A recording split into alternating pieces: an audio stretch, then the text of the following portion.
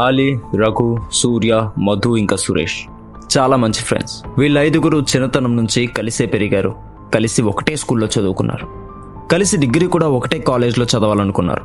వీళ్ళు అనుకున్నట్టుగానే వీళ్ళందరికీ ఒకటే కాలేజ్లో అడ్మిషన్ దొరకడంతో అదే కాలేజ్లో జాయిన్ అయ్యారు. ట్రావెలింగ్ ఇబ్బందిగా ఉందనేసి కాలేజీకి దగ్గరలోనే ఒక రూమ్ తీసుకుని ఉందామని డిసైడ్ అయ్యారు. మధ్యాహ్నం కాలేజ్ అయిపోయాక రూమ్స్ వెతకడం మొదలు పెట్టారు ఆ ఐదుగురు ఫ్రెండ్స్.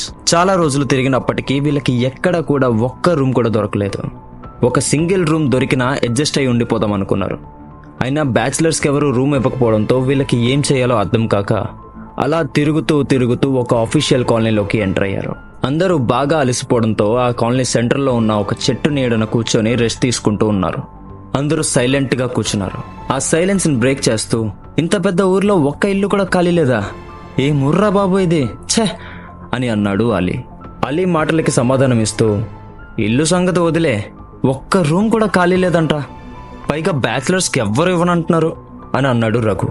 అవునరా, ఒక్క చిన్న రూమ్ దొరికినా అడ్జస్ట్ అయిపోవచ్చు అని అన్నాడు సురేష్. వీళ్ళ మాటలు అటునుంచి నడుస్తూ వెళ్తున్న ఒక పెద్ద అతను విని వీళ్ళ దగ్గరికి వచ్చాడు. బాబు, రూమ్ కోసం చూస్తున్నారా అని అడిగాడు. అలా అడిగిన అతని వైపే చూసిన సురేష్ అవును అని తల ఊపి సమాధానం ఇచ్చాడు. సురేష్ అవును అనడంతో అతను తన చూపుడు వేలిని ఒక సందు వైపు చూపించి, ఈ సందు గుండా వెళ్తే చివర్లో ఒక ఇల్లు ఖాళీ ఉంటుంది, పైగా బ్యాచిలర్స్ కి మాత్రమే ఇస్తారు, ఒక్కసారి అక్కడికి వెళ్ళి చూడండి అని అంటాడు. అలా నీరసంగా కూర్చున్న వాళ్ళందరూ ఆ పెద్దాయన మాటలు విని ఉత్సాహంతో అతనికి థ్యాంక్స్ చెప్పుకుంటూ ఆ సందులోకి ఎంటర్ అయ్యారు. అలా సందులోకి ఎంటర్ అయిన ఆ ఐదుగురు ఫ్రెండ్స్ అటూ ఇటూ చూసుకుంటూ ఆ ఇంటి కోసం వెతుకుతూ వెళ్తున్నారు. అలా నడుచుకుంటూ అందరూ ఆ సందు చివరి వరకు వచ్చేశారు. ఆ సందు చివరిలో కుడివైపున ఒక 5 అంతస్తుల అపార్ట్మెంట్ కనిపించింది. ఆ అపార్ట్మెంట్ ఒక గేట్ కి టూలెట్ బోర్డ్ తగిలించి ఉండడంతో ఆ పెద్దాయన చెప్పిన ఇల్లు అదే అనుకుని ఫిక్స్ అయ్యారు. అందరూ ఆ బిల్డింగ్ వైపే చూస్తూ ఉన్నారు.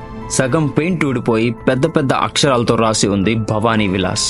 చూడటానికి పాతదిగా ఉన్నప్పటికీ నీట్ గా కనిపిస్తుంది ఆ apartment.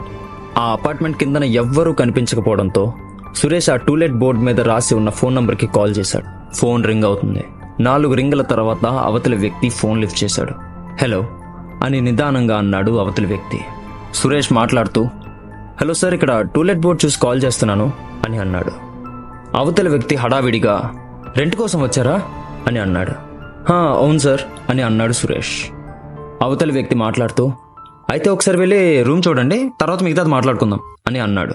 Okay sir, room number ఎంత అని అడిగాడు సురేష్. ఫ్లాట్ నంబర్ 407, మీరు వెళ్ళి చూస్తూ ఉండండి, ఈ లోపు నేను మనిషిని పంపిస్తాను అని చెప్పి కాల్ కట్ చేస్తాడు అవతలి వ్యక్తి. కాల్ కట్ అవడంతో 4th ఫ్లోర్ అంట్రా, పదండి వెళ్ళి చూద్దాం అని గేట్ ఓపెన్ చేసి లోపలికి వెళ్ళాడు సురేష్. అందరూ అపార్ట్మెంట్ లోపలికి అడుగులు వేశారు. లోపలికి వెళ్ళిన వాళ్ళందరూ లిఫ్ట్ ఎక్కి 4th ఫ్లోర్ బటన్ నొక్కారు. లిఫ్ట్ పైకి స్టార్ట్ అయింది. లిఫ్ట్ పైకి వెళ్తుండగా రఘు మాట్లాడుతూ, రేయ్, అపార్ట్మెంట్ చూస్తే పెద్దగా ఉంది, రెంట్ ఎక్కువైతే ఏం చేద్దాంరా అని అడిగాడు. ఏం చేస్తాం, ఎలా అయితే లిఫ్ట్ ఎక్కి పైకి వచ్చామో అదే లిఫ్ట్లో కిందకి వెళ్ళిపోవడమే అని రఘు అడిగిన దానికి సమాధానం ఇచ్చాడు సూర్య. ఇంతలో లిఫ్ట్ 4th ఫ్లోర్కి చేరుకుంది. అందరూ లిఫ్ట్ నుంచి బయటకు వచ్చారు. లిఫ్ట్ నుంచి బయటికి రాగానే లెఫ్ట్ సైడ్ సింగిల్ ఫ్లాట్ కనిపించింది. ఆ డోర్ మీద 407 అని రాసి ఉండడంతో అదే అని ఫిక్స్ అయ్యారు అందరూ. సురేష్ ఆ ఫ్లాట్ డోర్ ముందుకొచ్చి నుంచున్నాడు. డోర్కి లాక్ వేసి లేకపోవడంతో ఆ డోర్ ఓపెన్ చేసి లోపలికి వెళ్ళాడు సురేష్. లోపలికి వెళ్ళిన సురేష్ని అనుసరిస్తూ మిగిలిన ఫ్రెండ్స్ కూడా ఒక్కొక్కరుగా లోపలికి వెళ్లారు. లోపలికి వెళ్ళిన వాళ్ళంతా ఒక్కసారిగా నోర్లు వెళ్ళబెట్టుకొని చూస్తూ ఉండిపోయారు. అది ఒక 4 BHK ఫ్లాట్. ఫుల్లీ ఫర్నిష్డ్ గా కనిపిస్తున్న ఆ ఇంటిని చూసి అందరూ ఒక్కసారిగా షాక్ అయిపోయారు. అందరినీ ఆ షాక్ నుంచి బయటికి తెస్తూ, ఇందులో ఉండడం కష్టం గానీ వెళ్ళిపోదాం పదండి అని అన్నాడు సురేష్. సురేష్ అలా అనడంతో అందరూ తన వైపు క్వశ్చన్ మార్క్ ఫేస్ తో చూశారు. వాళ్ళ ఎక్స్ప్రెషన్స్ అర్థం చేసుకున్న సురేష్ మాట్లాడుతూ, ఇల్లు చూసారా ఎంత పెద్దదిగా ఉందో, మినిమం రెంట్ 40,000 ఉండొచ్చు, మన దగ్గర అంత బడ్జెట్ లేదు అని అనడంతో అందరూ అది నిజమే అని అనుకుంటూ వెనక్కి తిరిగి వెళ్ళిపోతుండగా డోర్ దగ్గరికి ఒక వ్యక్తి వచ్చి నిల్చున్నాడు. అందరూ అతన్ని చూస్తూ ఎవర్రా ఇతను అని ఆలోచిస్తూ ఉండగా వచ్చిన వ్యక్తి, ఇల్లు చూడటానికి వచ్చింది మీరేనా అని అడగడంతో ఇంటి ఓనర్ పంపిన మనిషి అని అర్థం చేసుకున్నారు. సురేష్ మాట్లాడుతూ, అవునండి, ఈ రెంట్ ఎంత అని అడిగాడు. 20,000 అని చెప్పాడు వచ్చిన వ్యక్తి. అతను రెంట్ ఎంతో చెప్పగానే అందరూ మళ్ళీ షాక్ అయ్యారు. అంత పెద్ద ఇల్లు, పైగా ఫుల్లీ ఫర్నిష్డ్, అంత తక్కువ రెంట్తో దొరకడం అంటే ఎవరైనా షాక్ అవుతారు. షాక్ నుంచి తేరుకున్న వాళ్ళందరూ ఇంకా ఆ ఇంట్లోనే ఉందామని ఫిక్స్ అయ్యారు. వీళ్ళు చూసుకుని వారం రోజుల తర్వాత 4 ఫ్రెండ్స్ రూమ్కి వచ్చేశారు. సురేష్కి మాత్రం కొన్ని రోజులు దగ్గరలోనే ఉంటున్న వాళ్ళ మావయ్య వాళ్ళ ఇంట్లో ఉండాల్సి వచ్చింది. అలా నెల గడిచింది. ఇంతలో సురేష్ బర్త్డే రావడంతో ఫ్రెండ్స్ అందరూ కలిసి సెలబ్రేట్ చేసుకుందామని ప్లాన్ చేసుకున్నారు. బయట డిన్నర్ చేసి అలా సరదాగా సెకండ్ షో సినిమాకి వెళ్లారు. సినిమా అయ్యేసరికి లేట్ అవడం వల్ల సురేష్ తన మావయ్య ఇంటికి వెళ్లడం లేట్ అవుతుందని ఆ రాత్రికి తన ఫ్రెండ్స్ ఉంటున్న రూమ్లోనే ఉండిపోదాం అనుకున్నాడు. రూమ్కి చేరుకున్న అందరూ కొంచెం అలా సరదాగా మాట్లాడుకుని నిద్రపోయారు. 4 రూమ్లే ఉండడంతో సురేష్ రఘు రూమ్లో పడుకున్నాడు. కాసేపటికి సురేష్కి మెలకు వచ్చింది. బాగా దాహం వేయడంతో కిచెన్లోకి వాటర్ తాగేందుకు వెళ్ళాడు సురేష్. ఫ్రిడ్జ్ లో నుంచి వాటర్ తీసి తాగుతున్న సురేష్ కి ఎవరివో మాటలు వినిపించాయి. ఆ మాటలు సడన్ గా వినిపించడంతో ఉలిక్కిపడి చుట్టూ చూశాడు. అక్కడ ఎవరూ కనిపించకపోవడంతో అది తన భ్రమ అయి ఉంటుందిలే అని అనుకున్నాడు సురేష్. మళ్ళీ తన రూమ్ కి వెళ్లి పడుకున్నాడు. అలా పడుకుని కళ్ళు మూసిన సురేష్ కి ఆ మాటలు మళ్లీ వినిపించాయి. ఈసారి ఆ మాటలు కొంచెం గట్టిగా వినిపించడంతో ఈసారి ఉలిక్కిపడి లేచి కూర్చున్నాడు. ఆ మాటలకి పక్కనే పడుకున్న రఘుకి కూడా మెలకు వచ్చింది. నిద్ర మత్తులోనే లేచి ఎందుకురా అలా సౌండ్స్ చేస్తున్నావు అని సురేష్ని అడిగాడు రఘు. రే, నీకు కూడా సౌండ్ వినిపించిందా అని వెంటనే అడిగాడు సురేష్. సురేష్ అలా అడగగానే ఉలుక్కున లేచాడు రఘు. అంటే ఆ సౌండ్ నువ్వు చేయలేదా అని అడిగాడు రఘు. లేదురా, నేను నీ పక్కనే ఉంటే సౌండ్ ఎలా చేస్తాను అని రఘుతో అన్నాడు సురేష్. ఇద్దరికీ కొంచెం భయం మొదలైంది. అయినా వద్దు వద్దు అని చెప్పినా వినకుండా హొర్రర్ సినిమా ఐడియా ఇచ్చావు చూడు, నిన్ను కొట్టాలి ముందు అని రఘుని తిట్టాడు సురేష్. సురేష్ తిట్లు వినిపించినట్టుగా సర్లే భయపడుకో, ఏం కాదులే పడుకో అని సురేష్కి చెప్పి మళ్ళీ పడుకున్నాడు రఘు.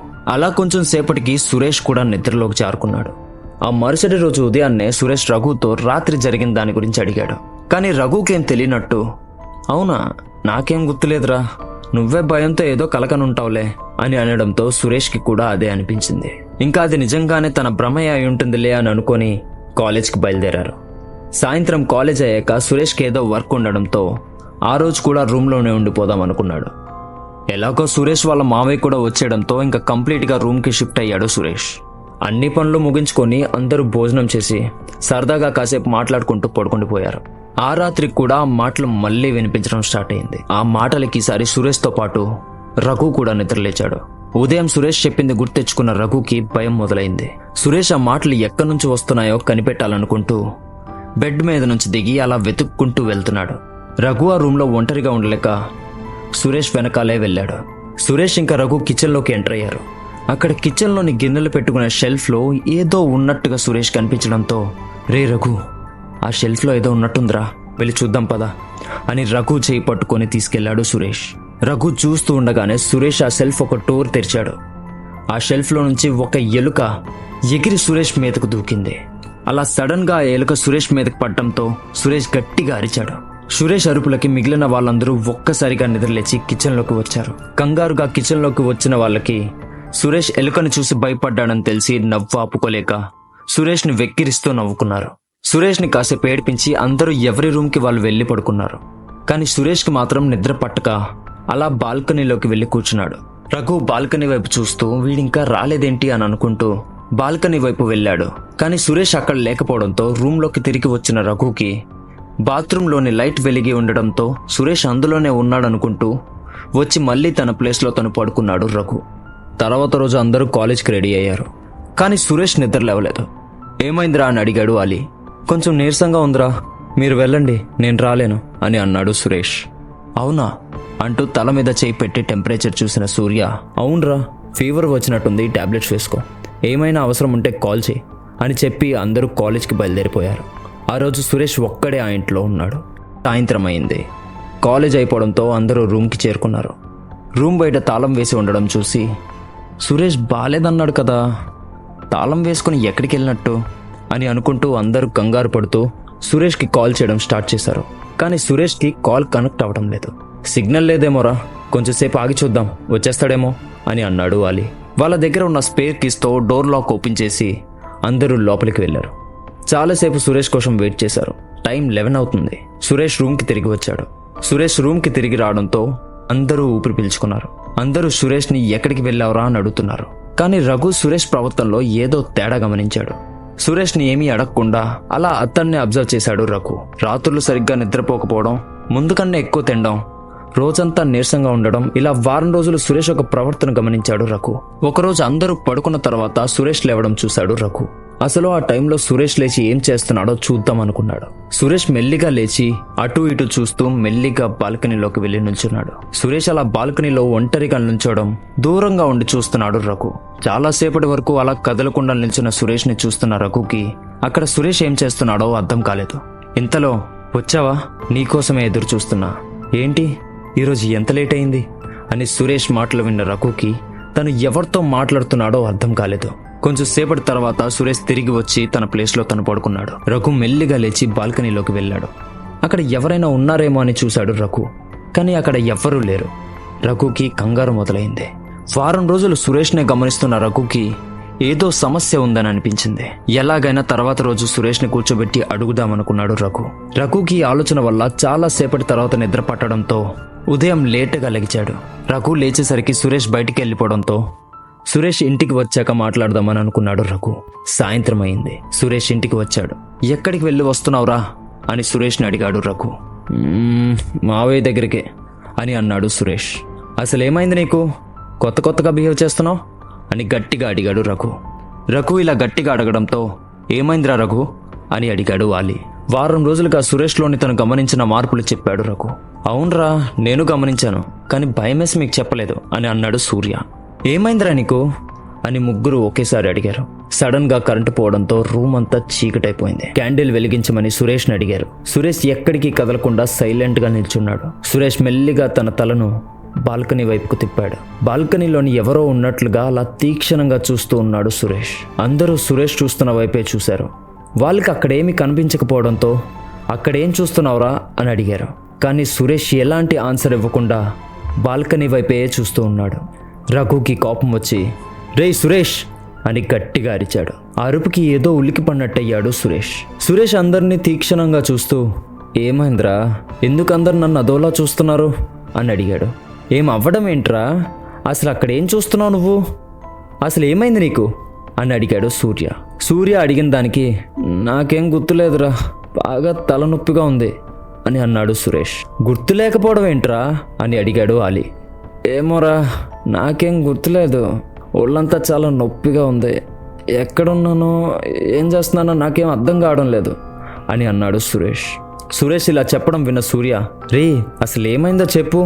సూర్య అలా అడగడంతో ఏమోరా, ఈ రూమ్కి వచ్చినప్పటి నుంచే అంతా విచిత్రంగా ఉంది, నన్ను ఎవరో పిలుస్తున్నట్లు, ఏదో అడుగుతున్నట్లు అనిపిస్తుంది, సరిగ్గా నిద్ర కూడా పట్టడం లేదు, చాలా ఆకలిగా ఉంటుంది, అన్నీ రూమ్లోకి వచ్చిన తర్వాతే జరుగుతుంది, నాకెందుకో ఈ రూమ్లో ఏదో ఉందనిపిస్తుందిరా, చాలా భయంగా ఉంది అని అన్నాడు సురేష్. సురేష్ మాటలు విని నీతో పాటే మేము ఉంటున్నాం కదరా, మాకేమలా అనిపించట్లేదే అని అన్నాడు అలీ. ఈలోపు సూర్య వచ్చి క్యాండిల్ వెలిగించాడు. సురేష్ చెప్పిన మాటలకు రఘు ఏదో ఆలోచిస్తూ ఉన్నాడు. సడన్గా ఏదో గుర్తు వచ్చినట్లు అవునరా, తను చెప్పింది నిజమే, ఇంట్లో ఏదో ఉందని నాకు అనిపిస్తుంది, ముఖ్యంగా ఆ బాల్కనీలో అని రఘు అన్న మరోక్షణమే క్యాండిల్ లైట్ గాలికి ఆరిపోయేలా కొట్టుకోవడం మొదలైంది. అందరూ ఆ క్యాండిల్ లైట్ ఆరిపోకుండా చుట్టూ చేతులు అడ్డు పెట్టారు. అయినను ఆ క్యాండిల్ లైట్ అలానే కొట్టుకుంటుంది. గాలి ఎక్కడి నుంచి వేస్తుందో అర్థం కాలేదు వాళ్ళకి. అలా అక్కడ ఏం జరుగుతుందో ఆలోచించే లోపే ఆ క్యాండిల్ ఆరిపోయింది. మళ్ళీ ఆ రూమ్ అంతా చీకటి కమ్ముకుంది. ఆ చీకట్లో సూర్య మళ్ళీ ఆ క్యాండిల్ని వెలిగించాడు. ఈసారి కూడా ఆ క్యాండిల్ లైట్ గాలి లేకుండానే రెపరెపలాడుతూ వారిపోయింది. అలా చేస్తూ ఉన్నారు. ఇంతలో వాళ్ళకి ఒక గొంతు వినపడుతుంది. అక్కడ ఉన్న వారందరికీ ఆ గొంతు వినపడటంతో భయంతో ఒక్క దగ్గరకు చేరుకున్నారు అందరూ. అలా ఆ గొంతు పెద్దదై నవ్వడం మొదలుపెట్టింది. భయంతో వణికిపోతూనే ఎవరు అని అడిగాడు రఘు. ఎలాంటి సమాధానం రాకపోవడంతో అంతా నిశ్శబ్దం అల్లుకుంది. అందరికీ ఆ చీకట్లో ఏదో వెలుగుతుంది అన్నట్లు అనిపించింది. సూర్య ఎంత ట్రై చేస్తున్నా అగ్గిపుల్ల వెలగడం లేదు. ఆ గొంతు వాళ్ళకి చాలా భయాన్ని తీసుకొచ్చింది. ఇంతలో ఎక్కడి నుంచో తెలియదు కానీ రూమ్ అంతా పొగల్లుకుంది. ఆ అరుపులను ఆ ఇంట్లోని ప్రతి అణువు నుండి ప్రతిధ్వనిస్తుంది. అందరూ భయంతోనే ఆ చీకట్లో మెల్లిగా మెయిన్ డోర్ వైపుగా అడుగులు వేయడం మొదలుపెట్టారు. సూర్య డోర్ ఓపెన్ చేద్దామని ఎంత ప్రయత్నించినా డోర్ మాత్రం తెరుచుకోవడం లేదు. ఎలా అయినా వాళ్ళ చేతిలో ఆ క్యాండిల్ వెలిగించాలని ట్రై చేశారు. అలా ట్రై చేస్తూ మొత్తానికి ఆ క్యాండిల్ని వెలిగించారు. రూమ్ అంతా పొగతో కప్పి ఉండడం వల్ల అంతా మసగ్గా కనిపిస్తుంది వాళ్ళకి. ఆ గొంతు ఎటు నుంచి వస్తుందో చూద్దామని క్యాండిల్ పట్టుకొని వెతకడం మొదలుపెట్టారు. అలా వెతుకుతూ బాల్కనీ దగ్గరికి చేరుకున్నారు. బాల్కనీలో ఎవరో ఉన్నట్టుగా అనిపించింది వాళ్ళకి. రూమ్లో ఉన్న వాళ్ళంతా అక్కడే ఉన్నారు. కానీ ఆ బాల్కనీలో ఎవరిదో నీడ కనిపిస్తుంది. రూమ్ అంతా పొగ కమ్మేసినప్పటికీ ఆ చిక్కటి చీకట్లో పలుచని తెల్ల పర్దా ఒకటి ఎగడ్డం చూసిన రఘు, రేయ్ అక్కడేదో ఉందిరా అని భయంతో అన్నాడు. నలుగురు అటువైపే తీక్షణంగా చూస్తున్నారు.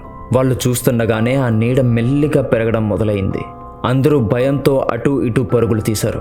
అన్ని డోర్స్ లాక్ అయి ఉండడంతో బయటికి వెళ్లేందుకు ఒక్క దారి కూడా కనిపించలేదు వాళ్ళకి. బాల్కనీలో ఏదో తెలియని ఆకారం. భయంతో వణుకుతూ ఏదేదో ట్రై చేస్తున్నా డోర్ రావడం లేదు. బయట చూస్తే పున్నమి చంద్రుణ్ణి మబ్బులు కమ్మేశాయి. క్లోజ్డ్ రూమ్ అవడంతో ఎంత అరిచినా బయట ఎవ్వరికి వినిపించదు. ఈరోజు ఇంకా ఈ భూమి మీద ఇదే చివరి రాత్రి అని అనుకున్న వారికి ఒక శబ్దం వినిపించింది. అది గడియారం చేసిన శబ్దం. 2 సార్లు మోగడంతో అప్పుడు టైం 2 అయిందని అర్థమవుతుంది. మెల్లిగా చంద్రుణ్ణి కమ్మిన మబ్బులు వీడిపోయాయి. అలా చీకటిలోకి మెల్లిగా వెలుతురు రావడం స్టార్ట్ అయింది. రూమ్లో ఉన్న పొగ తగ్గుతూ వస్తుంది. బాల్కనీలోని ఆ నీడ మెల్లిమెల్లిగా మాయమవుతుంది. అందరూ ఆ బాల్కనీలో ఏముందో చూద్దామని మెల్లిగా వెళ్తున్నారు. బాల్కనీ దగ్గరికి చేరుకోగానే గుండె నిండా ధైర్యం నింపుకొని ఒక్కసారిగా బాల్కనీ డోర్లు ఓపెన్ చేశారు. రఘు ఆ బాల్కనీ డోర్లు ఓపెన్ చేసిన వెంటనే హోరున గట్టి ధూళితో గాలి వచ్చింది. తలుపులు తెరుచుకున్నాయి. గాలికి కిటికీలు కొట్టుకుంటుండగా బాల్కనీలోకి వెళ్ళి చూశారు. అక్కడ ఏమీ లేదు. డోర్ ఓపెన్ అయి ఉండటంతో అందరూ ఆ ఇంటి నుండి బయటికి పరుగులు తీశారు. అందరూ ఆ అపార్ట్మెంట్ నుండి బయటికి వెళ్ళగానే ఆ ఇంటి యొక్క తలుపులు దానంతట అదే మూసుకున్నాయి. ఆ ఇంటి బాల్కనీ డోర్లు కూడా దానంతట అవే సడన్గా మూసుకున్నాయి. ఆ బాల్కనీ యొక్క ట్రాన్స్పరెంట్ డోర్లోంచి ఒక నల్లటి ఆకారం బాల్కనీ డోర్ బయట నిల్చొని కనిపిస్తుంది. కరెంట్ లేని ఆ ఇంటికి సడన్గా కరెంట్ రావడంతో ఆ నీడ మెల్లిమెల్లిగా మాయమైంది. ఫ్లాట్లో అందరూ చూసిన ఆ నీడ ఎవరిది? అసలు సురేష్కి ఏం జరిగింది? ఆ ఫ్లాట్లో అసలు ఏముంది? ఎవరు అడక్కముందే ఆ పెద్ద ఆయన ఈ 5గురికి రూమ్ ఎందుకు చూపించినట్లు? ఇలాంటి ఎన్నో ప్రశ్నలకు సమాధానం మీరు తెలుసుకోవాలనుంటే stay tune to mic tested.